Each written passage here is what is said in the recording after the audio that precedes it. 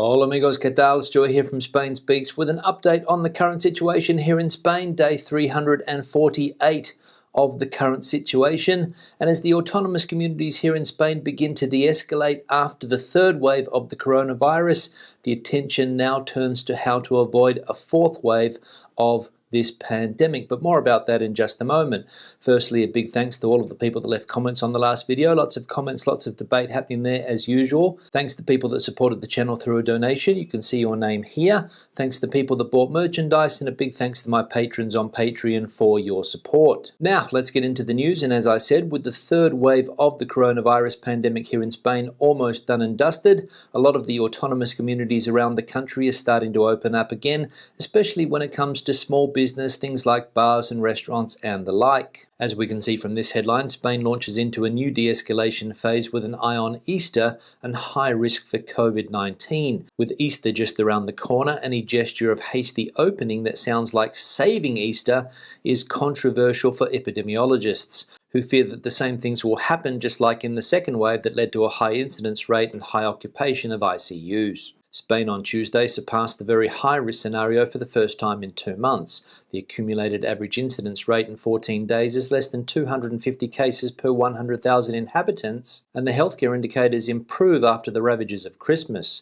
Despite the fact that infections have plummeted at a high speed in almost the entire territory, there is a danger of a rebound if the third wave of the coronavirus does not subside to the recommended limits, that is, between 150 cases per 100,000 inhabitants and one ICU occupation below 10%. It's currently at 31%. So the countrywide risk level here in Spain has been downgraded from extreme to high, but still a fair way off the recommended incidence levels of between 150 cases per 100,000 people in the last 14 days. I'm sure that there's a high temptation to open the country up for Easter, try to salvage something of that holiday season, and that's where the challenge lies for authorities. Do they open the country up, or do they remain prudent?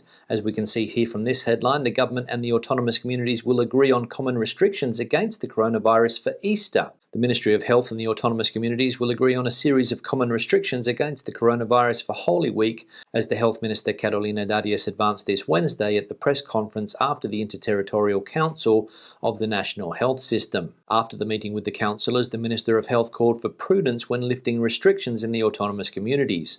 We know the consequences that previous de-escalations have brought abruptly, she warned. So there we go, to open or not open, that is the question. Will the autonomous communities here in Spain put the economy before health, or health before the economy? We'll wait and see. Now, the debate on mandatory vaccinations is back in the headline today, as one autonomous community here in Spain, Galicia, has made vaccination mandatory with fines of up to more than 60,000 euros. The Galician Parliament approved this Tuesday the reform of the Galician health law that establishes fines for infractions on public health, including the unjustified refusal of vaccination. The vote has gone ahead with the only votes in favour of the party in the government, the Partido Popular, and those of the opposition, the BNG and the PSDG, against. So a controversial health law passed in Galicia by the ruling party there, the Partido Popular, and not surprisingly, it stirred up a lot of debate around the whole country. As we can see from this headline, the state broadcaster put the question forward, can those who refuse to be vaccinated be fined? The debate has been stirred as a result of the Galician Parliament approving on Tuesday a reform of the Galician health law that establishes sanctions for different public health infractions, among them the unjustified refusal to vaccination prescribed by health authorities. In that case, the fines would be up to 60,000 euros when there is a very serious risk or damage to the health of the population. However, the law approved by the Galician Parliament includes as an administrative offence the refusal to be vaccinated when it has been ordered by the competent authority. That is, if the COVID-19 vaccination were declared mandatory, it could be sanctioned in Galicia for breaching that obligation, which seems reasonable. Now, this does not mean that vaccination is mandatory. Victor Soriano, lawyer and professor of administrative law at the European University of Valencia, explains to RTVE. So a little bit confusing, and I'll see if I can explain what the situation is. Galicia has not made COVID-19 vaccinations mandatory. However, if they do become mandatory, they will have the power to fine people up to 60,000 euros if they refuse to take the vaccine. That's what I understand from what we just read, but the headlines can be a little bit confusing and a little bit sensationalist in my opinions. But no, vaccines are not mandatory in this country. Now, on the subject of the COVID vaccines and vaccinations here in Spain, you might have asked yourself this question: when do I get vaccinated? Vaccinations scheduled by groups in autonomous communities.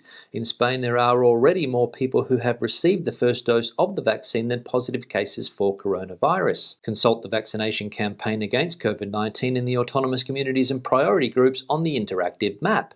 So let's take a look at the interactive map. When will I be vaccinated? As we can see, we've got a map of the different autonomous communities here in Spain. I, as you know, live in the community of Madrid, and we can see the different stages there for the vaccination plan. Stage 1, which is currently in progress and going through to the end of the month, is mainly for people in nursing homes and people that work in nursing homes as carers. Stage 2 is what I'm interested in there in the middle, and that has already started and it's going to go through to June. And we can see the different age groups that are going to be vaccinated in Stage 2. If we go down to the bottom there, we can see people between the ages of 45 and 55, which is me. So I should be vaccinated sometime between now and June. That is if everything goes according to schedule. Now let's have a look at the current state of the vaccination plan here in Spain and some of the health data around the country. We'll start off here with the vaccination plan, and we can see that 2.58% of the population have been completely vaccinated against COVID-19, and something like 1,200,000 people. And 4.36% of the population have received at least one dose, which is just over 2 million people. The health data now, starting with the country as a whole. And as we can see, the risk level there still says extreme, but it has been downgraded to high, as we saw before. The total amount of cases now over the 3.1 million mark. The countrywide incidence rate is now down to 218. There have been 873 COVID-related deaths in the last 7 days. There are currently 13,495 people hospitalised in Spain with COVID, and there are 3,241 people in ICUs, which is just over 30% of all ICUs in the country. The Valencian community now, which also has a downgraded risk level, the total amount of cases there, the accumulated incidence rate in the last 14 days now down to 176. There are currently 1,233 people hospitalised in the Valencian community with COVID, and there are 332 people in ICUs, which is just under 30% of all ICUs in that autonomous community. Now we'll have a quick update on some of the travel restrictions to Spain, as some of the restrictions were extended yesterday. As we can see here, Spain extends travel restrictions on arrivals from the UK, Brazil and South Africa until March the 16th. The rules are aimed at preventing the arrival of more contagious variants of the coronavirus that could lead to a new uptick in cases. So restrictions extended for visitors from those 3 countries. But there was some good news for the tourist sector here in Spain, as apparently bookings went through the roof to destinations like Spain, Greece and Portugal. As we can see here from this headline, airline bookings surge, buoyed by UK plans to reopen travel. UK holidaymakers reappeared with a roar, showering airlines with summer bookings after Prime Minister Boris Johnson outlined a roadmap for air travel to return. And we can see on this graph the surge in airline bookings to Spain and Portugal in particular. So get ready, Benidorm. It looks as though the Brits are on their way back.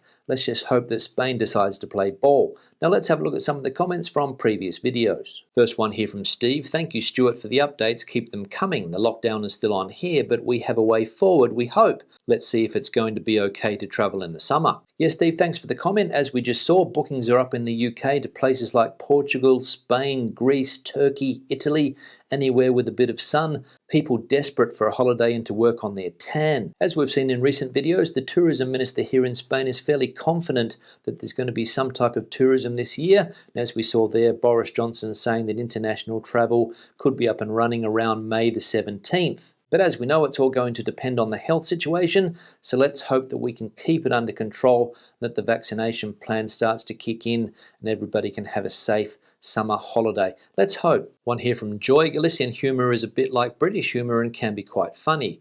Carlos Blanco isn't bad.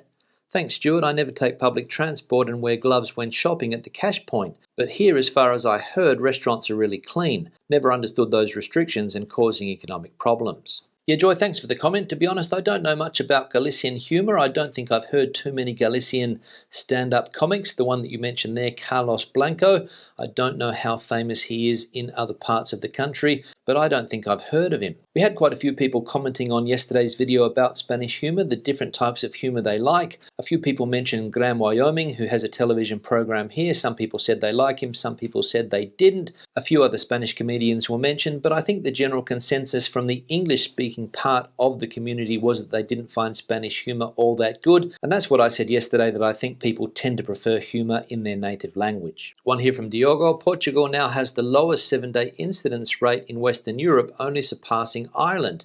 However, the hospital situation is still very bad. Today, another group of German nurses arrived at the country for helping the COVID patients in the Portuguese intensive care units. Yeah, Diogo, thanks for the comment. It sounds like a fairly similar situation to what's happening in here. The incidence rate is going down, but the hospital situation is still pretty bad. And as you mentioned, that's fairly similar there in Portugal. But you've got that help coming down from Germany to try to ease the pressure on the ICUs. But let's all hope that the health situation in Portugal does improve further. You can get the pandemic under control. One here from @Mix: a friend of mine just travelled from Holland to Bilbao by plane, then with the bus through Cantabria until Asturias without any problems. Yep, Mix, thanks for the comment. We mentioned that yesterday, that the European borders are open except the ones with Portugal. Spain's border with Portugal is closed, but the border with France is open, and there are flights coming in from other European Union countries. You mentioned there the example of your friend from Holland. I think the situation is in the European Union that although borders are open, countries are recommending against travel unless it's absolutely necessary. But we mentioned the example yesterday of people that are coming down to places like Madrid to spend the weekend, people from France, I think it was, and people from other European Union countries are allowed to come to Spain. And as you mentioned there, it's not very difficult either to travel from one autonomous community to the other. So a little bit strange, but it is what it is. One here from Helen: I live in Murcia, but there are a lot of second homeowners here. You are currently not allowed to come here unless you are a Spanish citizen or have Spanish residency.